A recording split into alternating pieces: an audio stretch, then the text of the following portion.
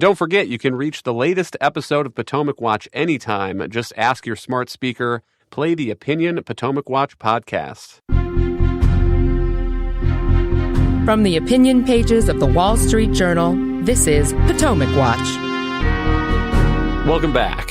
Let's mention one more. Howard Lutnick being nominated by Donald Trump as the Commerce Secretary. Two things interesting there, Alicia. Lutnick had been discussed as a potential Treasury Secretary, and maybe if he does a good job at the Commerce Department in the eyes of President Trump, maybe that would be a next role for him, with this as a stepping stone into government jobs, government work, into the Trump administration. But what do you make of this pick also, given that the part of the Commerce Department's role, at least in the first Trump administration, was handling the tariffs and the exemptions and so forth, and having a finance guy in that role? Right. So this is a sprawling agency. You're right that its main charge, at least during the Trump years, was to do the Section 201, Section 301, Section 232 tariff investigations.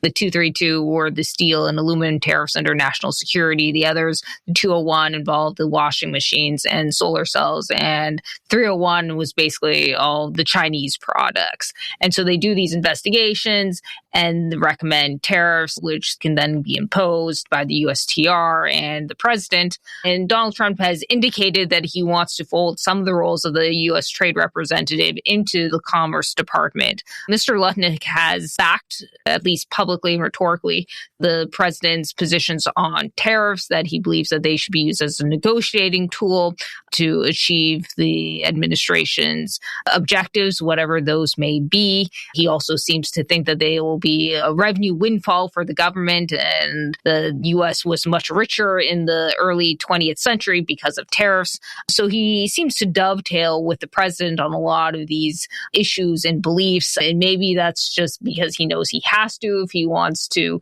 obtain a position of power in the administration. It's hard to know if he's really a true believer on these kinds of things, but to your point that he does come from a world of finance, so he to some extent does understand how markets work, which is, I think, an improvement on Wilbur Ross, who was the previous Commerce Secretary under Trump, and he was kind of a steel guy.